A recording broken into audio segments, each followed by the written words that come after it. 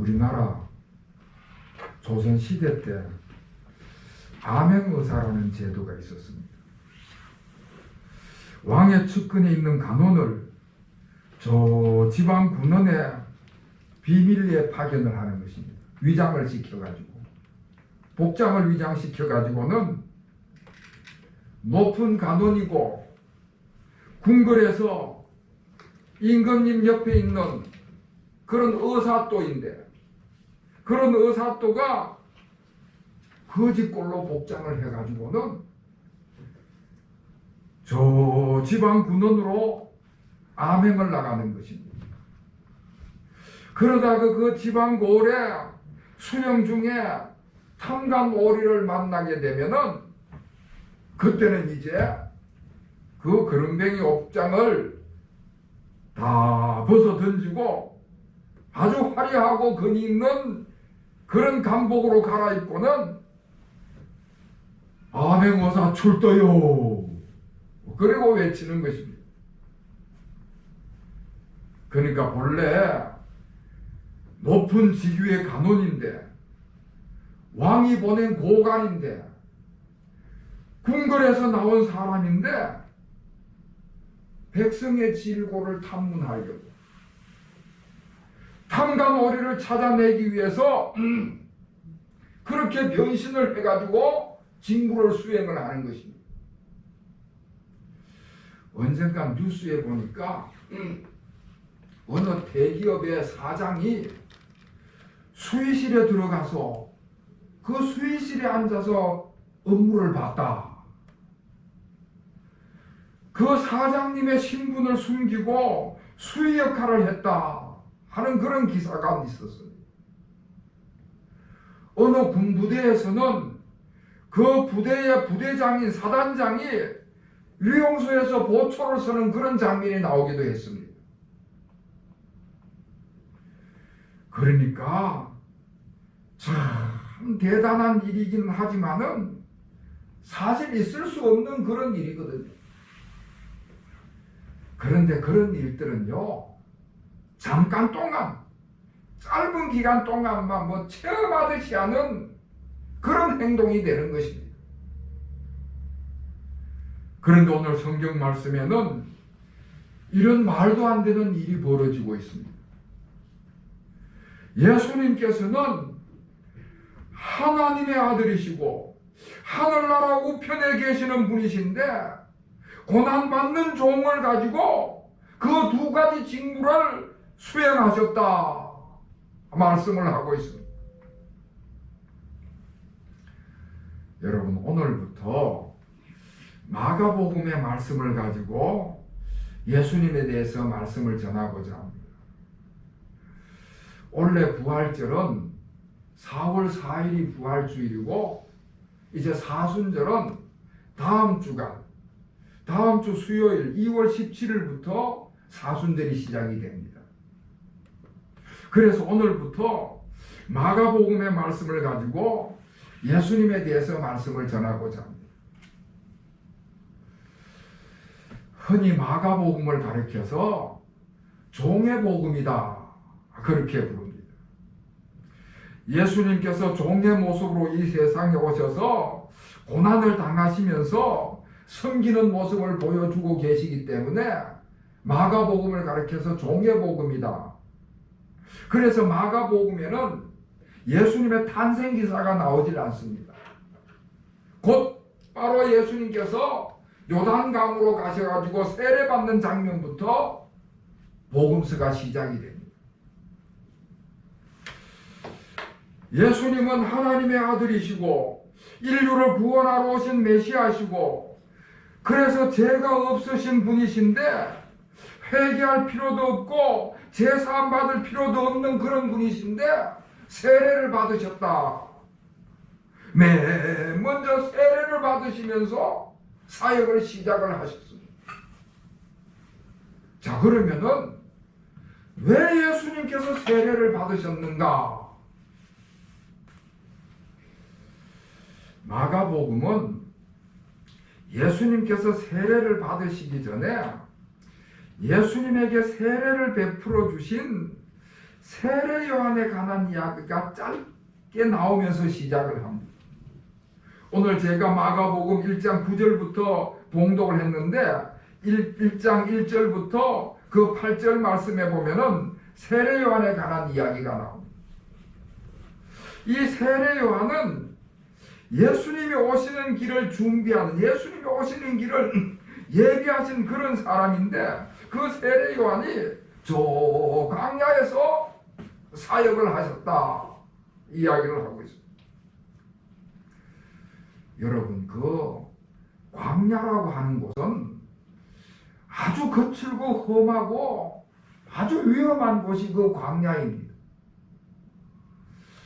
세례 요한은 사실 꽤 괜찮은 가정에서 삶을 살아왔고 얼마든지 세상에서 편하게 삶을 살 수 있는 그런 사람이었는데, 그 세례 요한이 그 편한 삶을 다 내려놓고 안락하고 편안한 삶을 다 떠나서 그 광야로 가서 그 거칠고 험한 삶을 살았다. 다시 말해서 세례 요한이 그 광야에서 삶을 살았다고 하는 것은, 나는 이제부터 세상을 의지하지 않고 세상 사람들 의지하지 않고 사람이 살지 않는 그런 광야에서 오직 하나님만 의지하고 살아가겠다, 그런 의미가 있는 것입니다. 여러분, 광야라고 하는 곳은 일상적으로 사람들이 살지 않는 그런 장소입니다. 그렇기 때문에 그 광야에서는 사람을 만난다든지 사람과 관계를 맺는다든지 사람과 서로 의지한다든지 그런 삶을 살아갈 수 없는 곳입니다. 그래서 이제 그 광야의 삶이라고 하는 것은 오직 하나님만 바라보고 하나님만 의지해야 되는 그런 곳입니다. 그러니까 그런 광야에서 아주 단순한 삶을 살아가면서 하나님과 대화하고 하나님께 기도하고 하나님과 교제하는 그런 삶을 사는 것이지. 여러분, 하나님께서 이스라엘 사람들에게 나라를 주실 때에 맨 먼저 그들을 광야로 보내셨습니다. 이스라엘 사람들이 애굽에서 종살이 할 때 그들을 불러내 가지고 광야로 보내십니다. 그리고는 그 광야에서 40년 동안 삶을 살아가면서 서서히 하나님의 백성으로 만들어가는 것입니다. 40년 동안 훈련을 받으면서 연습을 하면서 그러면서 하나님의 백성으로 변화가 되어가는 것입니다. 그러니까 광야에서 삶을 살아간다고 하는 것은 세상과 단절하고 세상을 의지하지 아니하고 오직 하나님만 바라보고 하나님만 의지하는 삶을 살겠다 하는 그런 뜻을 가지고 있습니다. 그렇게 광야에서 삶을 살아가던 세례 요한이 회개의 세례를 전파를 했습니다. 제사함을 받게 하는 회개의 세례를 전파를 했습니다. 여러분, 그 유대인들은요, 자기들은 회개할 필요가 없다, 우리는 제사함 받을 필요가 없다, 그런 생각을 가지고 있는 사람들이었습니다. 자기들은 아브라함의 자손으로 태어났고 태어날 때부터 거룩한 백성으로 태어났기 때문에, 그리고 율법을 잘 지키며 삶을 살았기 때문에 그들은 자기들에게 죄가 있다고 생각하지 않았습니다. 그러다 보니까 회개할 필요도 없다, 그런 사람들이 유대인들이었습니다. 그런데 세례 요한이 그들을 향해 가지고는 회개하라, 천국이 가까웠다 전파를 했습니다. 바리새인이라든지 사두개인이라든지 그런 종교 지도자들 위해서 향해서 회개하라고 소리를 쳤습니다. 거룩하게 삶을 살아간다고 자부하는 그 사람들을 향해서 이 독사의 자식들아, 회개하라고 소리를 쳤습니다. 그러니까 세례 요한은요, 그 어떤 권력을 가진 사람이라 할지라도, 그 어떤 기득권을 가지고 있는 사람이라 할지라도 그들과 전혀 타협하지 않고 오직 하나님께만 의지하고 하나님의 말씀만 거침없이 전파를 한 것입니다. 자, 그런데 여러분, 바로 그런 세례 요한에게 예수님이 찾아가셔서 세례를 받으셨습니다. 그러니까 그런 세례 요한을 찾아가서 예수님께서 세례를 받으셨다고 하는 것은 예수님께서도 그 광야의 전통을 계승하셨다. 세상 사람들을 의지하지 아니하고 오직 하나님만 의지하는 그 광야의 전통을 계승하셨다 하는 의미를 가지고 있습니다. 예수님께서 사역을 시작하실 때에 편안한 상태로 시작하신 것이 아니라 무엇을 많이 가진 상태에서 시작한 것이 아니라 그 광야의 전통을 이어받았다. 아주 단순한 삶을 살아가면서, 아주 가난한 삶을 살아가면서 세상을 의지하지 않고 오직 하나님만 바라보고 하나님만 의지하는 그런 광야의 전통을 계승하셨다 하는 것입니다. 그러니까 예수님께서 죄가 없으시는데 그럼에도 불구하고 세례를 받으셨다고 하는 것은 그런 뜻을 가지고 있는 것입니다. 자, 그리고 12절 이하에는 예수님께서 직접 광야로 나가셔서 금식 기도하시는 장면이 나옵니다. 그러니까 예수님께서도 이제 광야에서 그의 삶을 시작하시고 사역을 시작하시는 오직 하나님만 바라보는 그런 광야의 사역을 시작을 하시는 것입니다. 하나님의 아들로서 죄가 없으시고 그래서 회개할 필요도 없고 제사함 받을 필요도 없지만은 예수님께서 겸손하게 낮아지셔서 죄인들과 같은 그런 반열에 서신 것입니다. 죄인의 자리까지 낮아지시고 고난받는 종으로 사역을 시작하시는 것이지요. 뭐 화려하고 높은 자리에서 많은 것을 가지고 사역을 하시는 것이 아니라 가장 낮은 자리에서 고난받는 종의 모습으로 사역을 시작을 하시는 것입니다. 자, 그런데 여러분, 우리 예수님께서요, 이렇게 고난받는 종으로 낮아지고 겸손해지시니까 하나님께서 예수님을 높이시는 것입니다. 오늘 10절 말씀에 보면은 하늘이 갈라지고 성령이 강림하셨다. 예수님께서 세례를 받으시고 물에서 올라오실 때에 하늘이 갈라지는 것을 보게 됐습니다. 여러분, 하늘이 갈라졌다고 하는 것은 하나님의 나라가 이 땅에 오게 됐다. 하늘이 갈라졌다고 하는 것은 새로운 세상이 이 땅에 오게 됐다. 그런 의미를 가지고 있습니다. 예수님께서 사역을 시작하셨을 때 그 예수님을 따라다니던 사람들, 예수님을 바라보던 모든 사람들이 예수님이 오심으로 인해 가지고 하나님의 나라가 이 땅에 도래했구나, 그걸 보게 되고 깨닫게 된 것입니다. 예수님이 사역하시는 것을 보게 될 때에 정말 새로운 세상이 전개되는구나. 이전에는 볼 수 없었던 그 예수님의 사랑을 보고 예수님의 능력을 보고 그런 것들을 보면서 하나님의 나라가 임하고 새로운 세상에 오게 됐다는 것을 보게 되고 깨닫게 된 것입니다. 그전에는 이 세상이 미움과 억압과 폭력이 난무한 그런 세상이었습니다. 다툼이 있고 싸움이 있고 분열이 있는 그런 세상이었습니다. 그런데 예수님이 오셔서 예수님께서 사역을 시작하시면서 변화가 일어났습니다.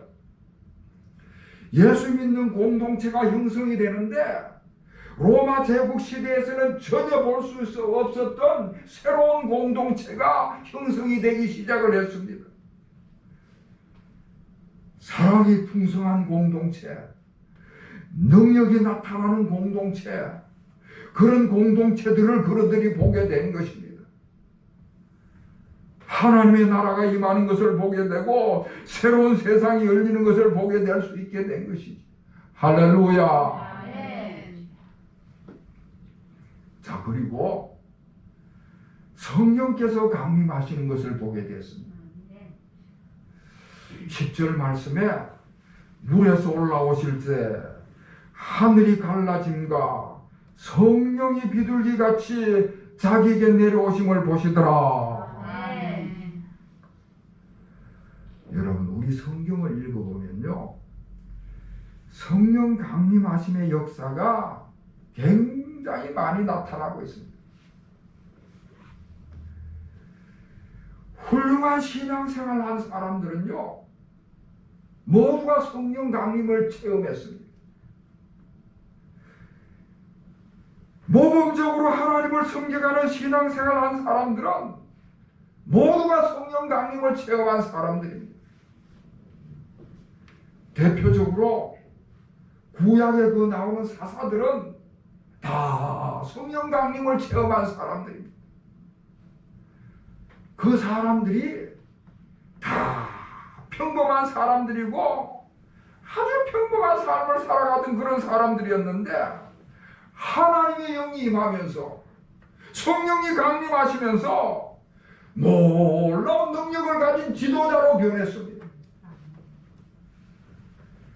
가장 훌륭한 왕으로 꼽히는 다윗도 마찬가지입니다. 다윗이 그렇게 훌륭한 왕이 될 수 있었던 것은 다윗이 전쟁터에 나갈 때마다 하나님의 영의 감동을 받았습니다. 그 성령의 감동으로 전쟁터에 나가서 승리를 거두게 된 것이지요. 신약에 와서도 저 일개 어부에 불과하고 그저 고기 잡아서 하루하루 살아가는 베드로 같은 사람이 성령 충만하게 되니까 사도로서 놀라운 능력을 나타내고 놀라운 사역을 하게 된 것입니다. 예수 믿는 사람들을 그토록 핍박을 하면서 그 악랄한 짓을 하던 사울 같은 사람이 성령 강림, 성령 충만을 하고 체험하고 나니까 신약 성경 13권을 집필을 하고 땅끝까지 복음을 전하는 위대한 사도 바울이 된 것입니다. 오순절에 초대교회 성도들이 모여서 기도할 때에 성령께서 강림하심으로 인하여 그 모든 사람들이 완전히 변화된 것을 볼 수가 있는 것입니다. 사랑하는 성도 여러분, 이렇게 성령께서 강림을 하시면은 능력이 나타난 줄로 믿습니다. 성령께서 강림하시면은 사람의 수준을 뛰어넘는 역사가 일어나게 되는 것입니다. 성령께서 강림하셔서 성령 충만하게 된 사람은 담대하게 되고 자신감을 가지게 되고 지혜를 가지게 되고 인내심을 가지게 되고 그래서 능력 있는 삶을 살아가게 되는 것입니다. 사랑하는 성도 여러분, 우리가 신앙생활을 하면서 활기찬 신앙생활을 원한다면, 생명력 있는 신앙생활을 원한다면 늘 성령 충만을 사모해야 될 줄로 믿습니다. 우리가 그리스도인으로서 여러 사역을 해나갈 때에 혹은 봉사를 해나갈 때에 능력 있는 사역과 봉사를 하기를 원하신다면 성령 충만함을 사모하는 여러분이 되시기를 주님의 이름으로 축원합니다. 아멘. 그래서 우리 예수님께서도 사역을 그 시작하실 때에 성령 강림의 역사가 나타났습니다. 예수님께서 저 북쪽 갈릴리 지역에 있는 조그마한 나사렛 시골 동네에서 이름 없는 몫으로 삶을 살았는데 공생애를 이렇게 시작을 하실 때에 성령께서 강림하심으로 놀라운 주의 사역을 하게 되신 것입니다. 여러분, 우리 11절 말씀 우리 다 같이 읽겠습니다. 11절 시작. 하늘로부터 소리가 나기를 너는 내 사랑하는 아들이라 내가 너를 기뻐하노라 하시니라. 아멘. 이렇게 성령 강림의 역사가 일어나고 그러고 나니까 하나님께서 말씀하시는 소리를 예수님이 들었습니다. 세례를 받으시고 성령 강림의 역사를 체험했을 때에 하나님께서 하늘로부터 음성을 들려주시기를 너는 내 사랑하는 아들이다. 아멘. 예수님께서는 하나님의 아들로 하늘 보좌에 앉아 계시다가 육신을 입고 이 땅에 오셔서 목수의 삶을 살아가셨는데 이제 성령 강림의 역사가 나타나니까 하나님의 아들로서 다시 그 영광의 자리로 사역을 시작하시게 되는 것입니다. 이제는 하나님의 능력이 예수님의 사역에 강력하게 나타나게 된 것입니다. 할렐루야. 아멘. 여러분, 하나님이 기뻐하는 사람이다 라고 하는 것은 다시 말해서 하나님의 일을 하는 사람이다.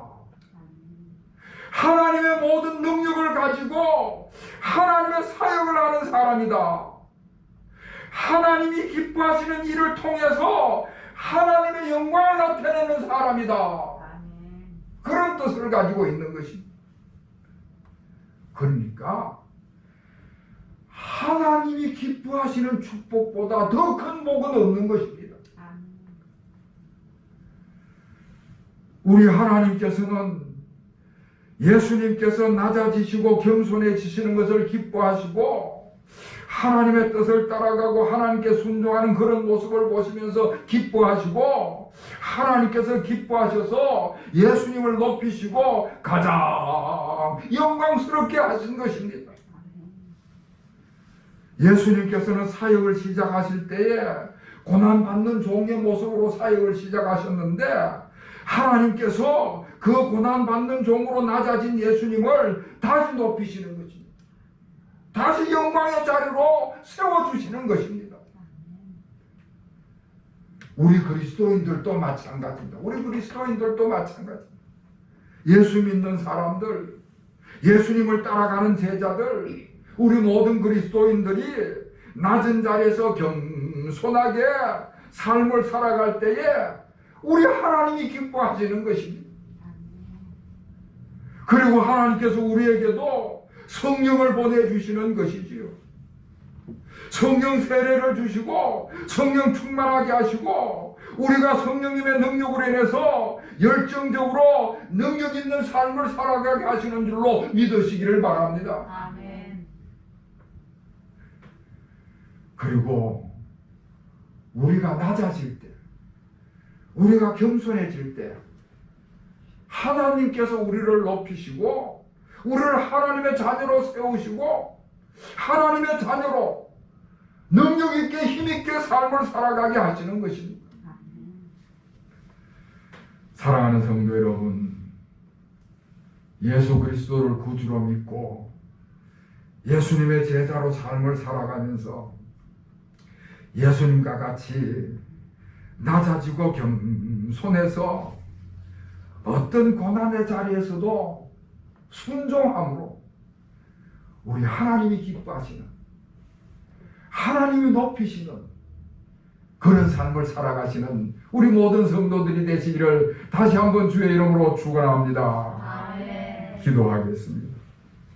하나님 아버지, 예수님께서 겸손하게 고난받는 종으로 낮아지셨을 때에 하나님께서 성령을 보내시고 하나님의 아들로 세우시는 이 영광스러운 사실을 저희들이 보게 하심을 감사를 드립니다. 예수님의 제자된 저희들도 우리 예수님같이 낮아지고 겸손한 자리에 설 수 있게 하여 주시옵소서. 우리가 낮아진 겸손한 자리에 서게 될 때에 하나님께서 성령을 보내주셔서 능력 있게 세워주실 줄로 믿습니다. 우리가 낮아질 때 우리를 하나님의 자녀로 세우시고 하나님의 기뻐하시는 일에 사용하실 줄로 믿습니다.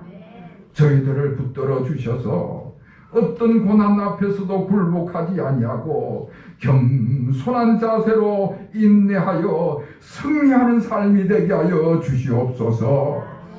예수 그리스도의 이름으로 간절히 기도하옵나이다. 아멘.